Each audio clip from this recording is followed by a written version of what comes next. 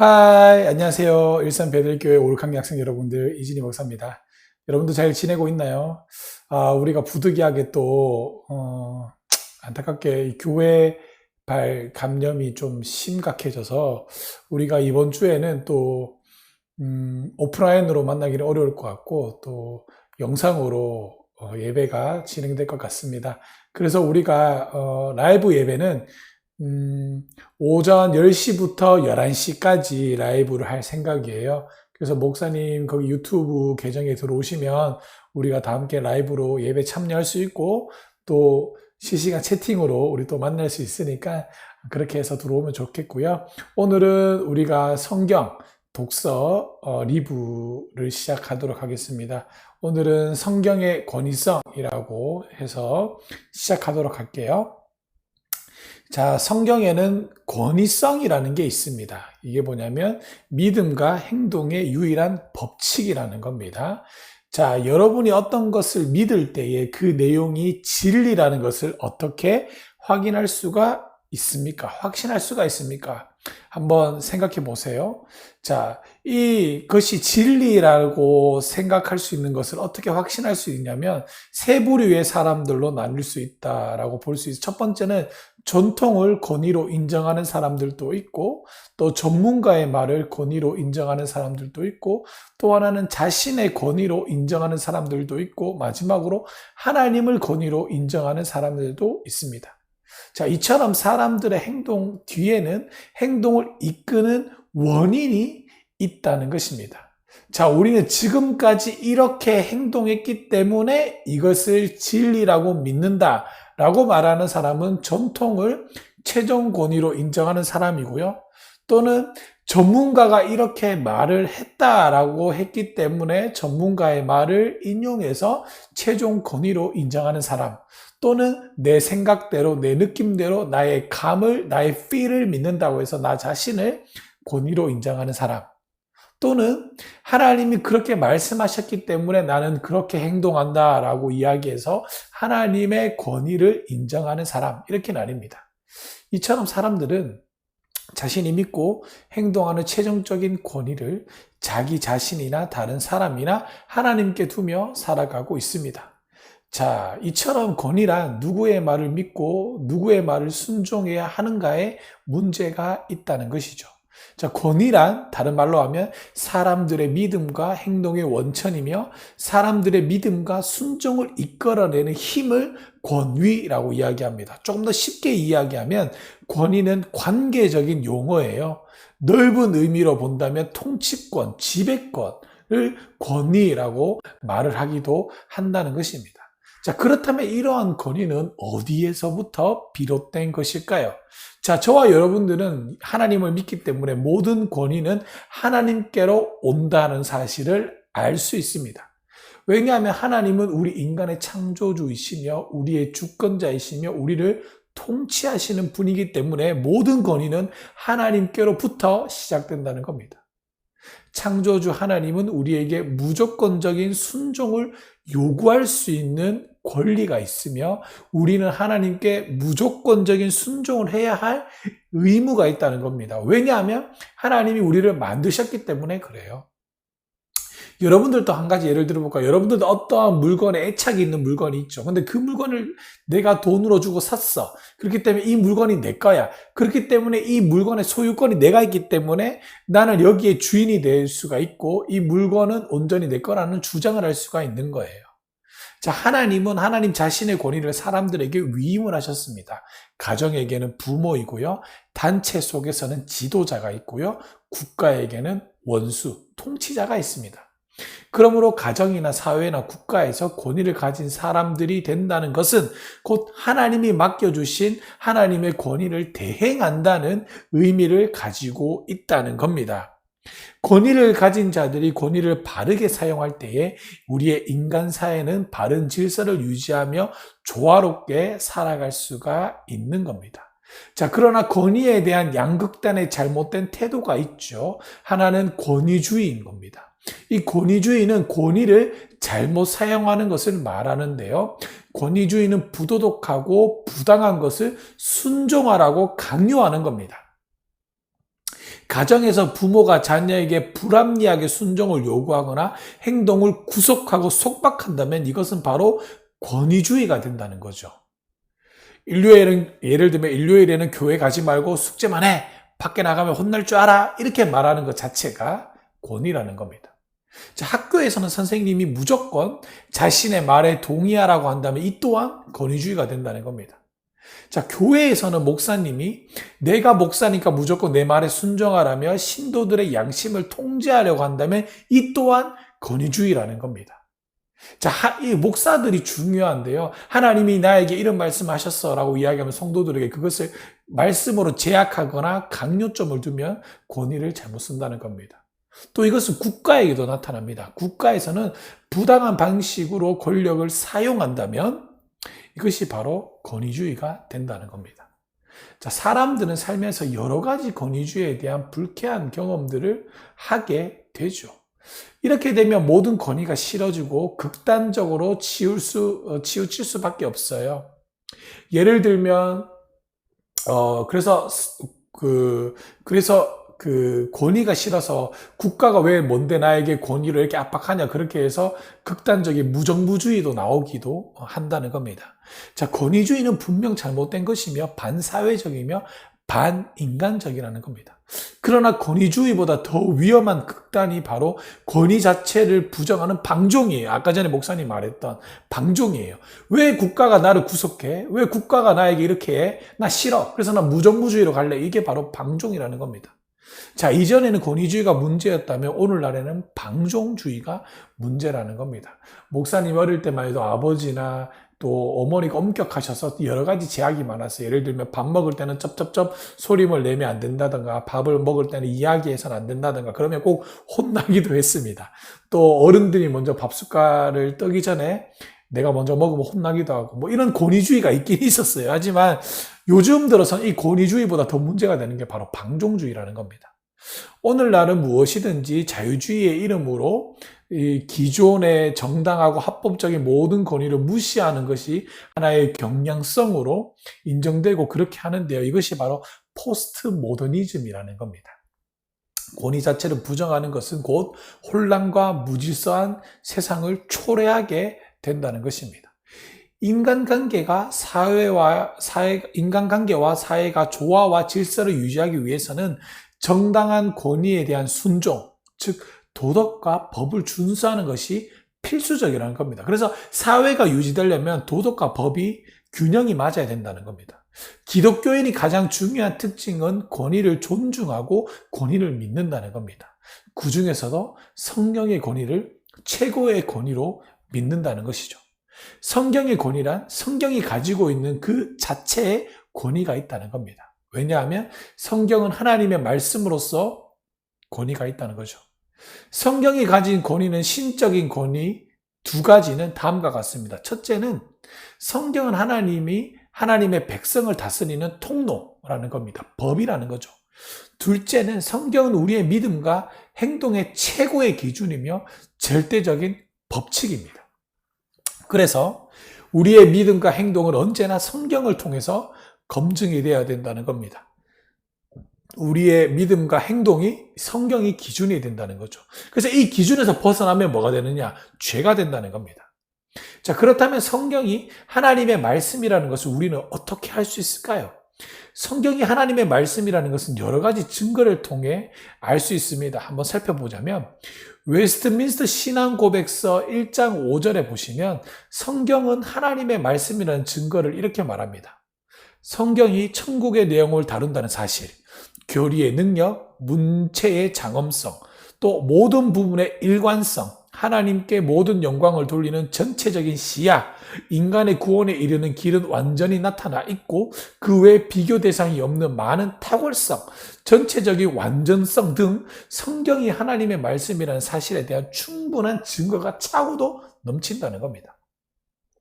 성경이 하나님의 말씀이라는 가장 강력한 증거는 성경 자체가 성경을 하나님의 말씀이라고 주장하고 있기 때문에 그렇습니다.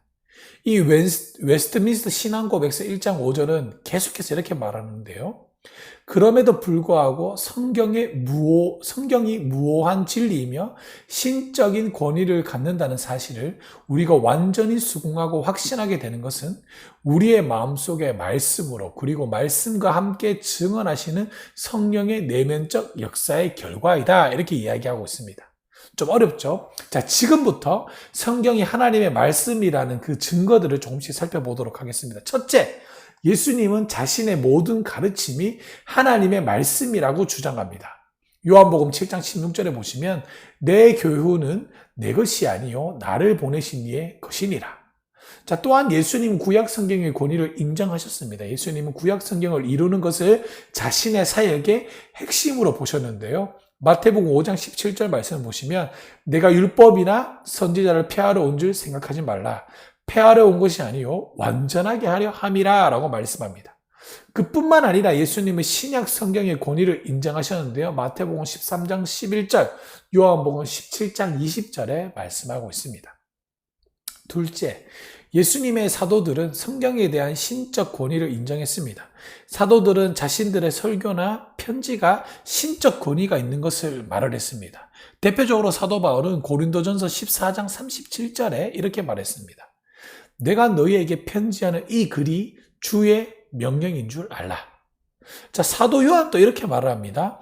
우리는 하나님께 속하였으니 하나님을 아는 자는 우리의 말을 듣고 하나님께 속하지 아니하는 자는 우리의 말을 듣지 아니하나니 라고 이렇게 사도 요한도 이야기하고 있다는 겁니다. 이처럼 사도들은 구약과 신약을 모두 하나님의 말씀으로 인정했다는 겁니다. 자, 그렇다면 성경 자체가 성경을 하나님의 말씀이라고 주장하고 있는 것을 우리는 어떻게 믿을 수가 있을까요? 성경 하나님이 신자들에게 성경이 하나님의 말씀이라는 것을 믿는 신앙을 주셨다는 겁니다. 대표적으로 고린도전서 2장 13절에서 14절 말씀을 보시면 우리가 이것을 말하거니와 사람의 지혜가 가르친 말로 아니하고 오직 성령께서 가르친 것으로 하니 영적인 일은 영적인 것으로 분별하느니라. 육에 속한 사람은 하나님의 성령의 일을 받지 아니하나니 이는 그것들이 그에게는 어리석게 보임이요 또 그는 그것들을 알 수도 없나니 그러한 일은 영적으로 분별되기 때문이라 라고 이야기합니다. 자, 이 불신자들은 이 말씀이 왜 도대체 무슨 말씀인지 모른다는 거죠. 여기 우리 만화책에도 보면 불신자와 신자의 대화를 얘기를 들어보면 불신자가 묻습니다. 성경이 무엇인가요? 신자가 말합니다. 하나님의 말씀입니다. 또 불신자가 대답해요. 하나님의 말씀은 무엇인가요? 신자는 또 대답하죠. 예, 성경입니다. 좀 불신자 또 묻는 겁니다. 성경이 하나님의 말씀이라는 걸 어떻게 합니까? 신자는 또 대답하죠. 하나님이 그렇게 말씀하시니까요. 이렇게 계속해서 주거니 받거니 하는데 불신자는 이해가 안 돼요. 이해가 안 돼.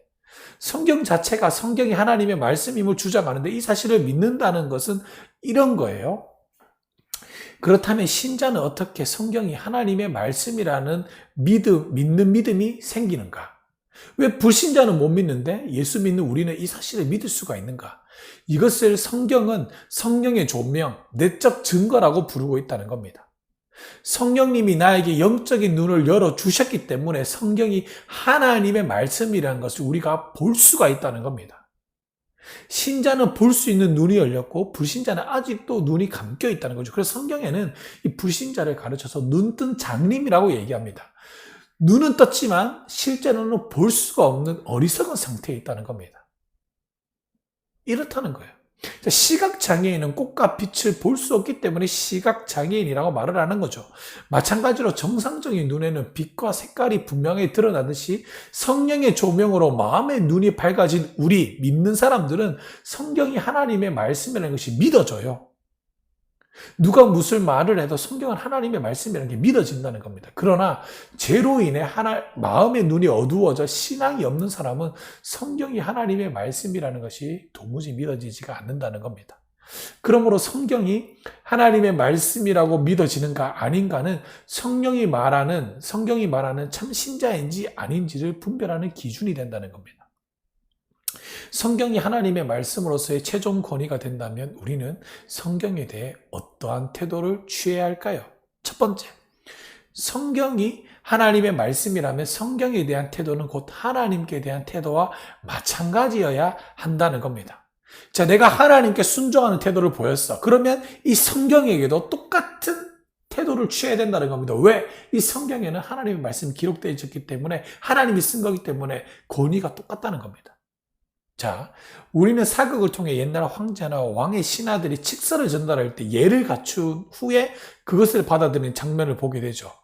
제가 목사님이 얼마 전에 미스터 선샤인이라는 걸 보게 됐는데, 거기서 재밌는 부분을 봤어요. 거기서 주인공 이병헌이가 조선인이지만 미국 장교 출신으로 조선에 오게 되죠. 그런데 거기서 재밌는 장면을 봐요.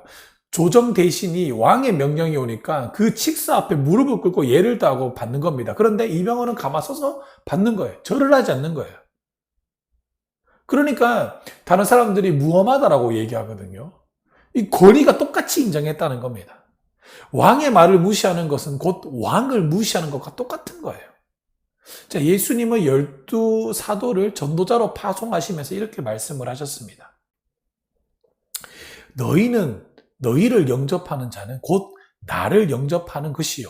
나를 영접하는 자는 나를 보내신 이를 영접하시는 것이니라. 이렇게 말씀하셨습니다. 이 말씀은 예수님이 사도들을 예수님의 대신에 파송했다는 겁니다. 따라서 사도들이 전하는 말은 곧 예수님의 말씀과 같은 권위를 가진다는 겁니다. 자, 여러분들, 이거는 우리나라 말로 이야기하면 우리가 외교관과 똑같다는 겁니다. 외교관, 대사, 하나님의 대사라는 거예요. 우리가 미국 땅에 가잖아요. 우리가 미국 땅에 가는데 거기에서 우리나라의 외교관이 있죠. 그 외교관은 미국 땅에 있지만 그 외교관 건물 안에서는 미국의 법을 따르는 것이 아니라 한국의 법을 따르게 된다는 겁니다. 똑같다는 거예요. 따라서 사도들이 말을 듣고 순종하는 것은 곧 예수님의 말씀을 듣고 순종하는 것과 같습니다. 마찬가지로 하나님 아버지께 예수님을 이 세상에 파송하셨습니다. 그러므로 예수님의 말씀이 곧 누구의 말씀일까요? 하나님의 말씀이라는 겁니다. 성경을 사랑하는 것은 곧 하나님을 사랑하는 가장 구체적인 표현입니다. 성경을 무시하거나 소홀하는 것은 곧 하나님을 무시하거나 소홀히 여기는 것과 똑같다는 겁니다. 그렇다면 지금 나는 성경을 어떠한 태도로 대하고 있습니까? 그것이 바로 현재 내가 하나님을 대하고 있는 태도라는 겁니다. 그래서 목사님이 여러분들 예배 드릴 때 성경책 갖고 왔냐? 왜 안 갖고 오냐? 이렇게 늘 얘기하는 게 그런 거예요. 자, 둘째, 성경이 하나님의 말씀이라면 성경이 말하는 내용은 뭘까요? 진리이죠. 성경이 하나님에 대하여, 우주에 대하여, 인간에 대하여, 구원에 대하여, 미래에 대하여 하는 말은 곧 절대적인 진리가 된다는 겁니다. 만일 성경과 다른 말을 하는 종교 지도자나 철학자나 과학자가 있다면 그 모든 말은 다 거짓말입니다. 진리가 무엇일까요? 진리는 바로 하나님의 말씀이에요. 하나님 외에 누가 참된 지식을 가질 수가 있겠습니까? 오늘날 많은 사람들이 이렇게 주장합니다. 이 세상의 모든 사람들이 동일하게 믿어야 할 객관적인 절대적인 진리는 없다. 감각적인 경험과 이성적인 한계로 인해 자신의 믿음이 절대적인 진리라고 주장할 수 있는 사람은 아무도 없다, 이렇게 얘기해요. 과연 절대적인 진리는 없는 것일까요? 물론 인간의 경험과 이성으로는 절대적 진리를 알 수는 없습니다. 절대적 진리가 없는 것이 아니라 진리를 찾는 방법이 틀렸기 때문에 그래요. 그래서 우리가 죄를 갖고 있기 때문에 내가 신을 찾을 수 없어. 그래서 내가 신을 찾는 그 추구는 잘못됐다는 거죠. 그래서 우리 기독교는 신이 나를 찾아와야 되는 계시의 종교라는 겁니다. 하나님의 말씀을 통해 절대 진리를 찾아가야 합니다.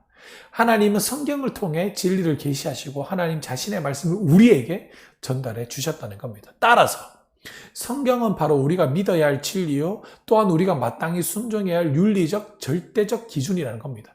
그러므로 성경은 믿음과 행동의 절대적인 기준과 표준이 됩니다. 그래서 성경 공부를 통해 우리가 알지 못했던 진리를 배워야 해요. 하나님이 우리가 어떻게 행동하기를 원하시는지를 배워야 한다는 겁니다. 이 성경을 모르니까 오늘 같은 사랑제일교회 같은 이런 문제가 나타나는 거예요. 여러분들 미안합니다. 하나님의 말씀을 잘못 배우면, 목사님 말했죠. 이단과 정통은 종이 한 장 차이예요. 성경 잘 배워야 됩니다. 셋째, 성경이 우리의 믿음과 삶의 절대적인 권위를 가진 표준이 된다면 우리는 항상 성경 중심적인 사고방식을 가져야 합니다. 어떤 문제에 직면하거나 어떠한 상황에 부딪힐 때마다 그 문제에 대해 성경이 무엇이라고 말하고 있는가를 먼저 생각을 해야 한다는 겁니다. 물론 우리는 연약하기 때문에 온전히 성경 중심적으로 살 수 있다고 말할 수는 없습니다. 그러나 우리는 항상 성경 중심적인 사고와 행동을 하려고 노력해야 된다는 겁니다. 내 생각은 이런데, 내 느낌은 이런데, 누가 이렇게 말하던데, 안수 기도를 받아보니 이렇게 말하던데, 우리는 지금까지 이런 전통을 따라왔는데, NO! 다 아닙니다. 이제 스스로 자문해 보시기 바랍니다. 나는 성경을 내 삶의 최고의 권위로 인정하며 살아가고 있는가? 성경이 서라면 서고, 성경이 가라면 가는 삶의 태도를 취해야 합니다. 그러므로 기독교인은 성경의 사람이라고 불리고 있다는 겁니다. 자, 우리 사랑하는 우리 오륙학교 학생 여러분들, 우리가 성경이 무엇인지를 보고 배웠습니다. 그러면 내 삶의 기준은 성경이 돼야 된다는 거예요. 그것이 안 되면 문제가 있다는 겁니다. 우리가 지금 코로나로 인해서 또 어떠한 교회가 잘못된 방향을 가고 있어서 여러분들 그것 때문에 엄청난 많은 해를 끼쳤어요. 목사님 확실하게 장담해서 말하는데 사랑제일교회는 교회가 아닙니다. 거기를 이끌고 있는 목사들도 목사가 아니에요. 확실하게 얘기합니다. 아닙니다. 거짓말입니다. 성경은 그렇게 하라고 말지 않습니다. 우리도 성경 보고 배웠죠. 권위에 순종하라고 배웠어요. 왜냐하면 그 권위는 누가 세워졌기 때문에 그렇습니까? 하나님이 세워졌기 때문에 그래요. 그런데 지금 어떠한 교회가 행동하고 있는 건 옳은 방법이 아닙니다. 우리 사랑하는 학생 여러분, 부모님 여러분들, 선생님 여러분들, 이 문제 때문에 이제는 목사님 확실하게 이야기하는데 신앙생활하기가 더욱더 힘들어질 겁니다. 불신자들에게 예수 믿으라고 말하기가 더욱더 힘들어지는 시대가 올 겁니다.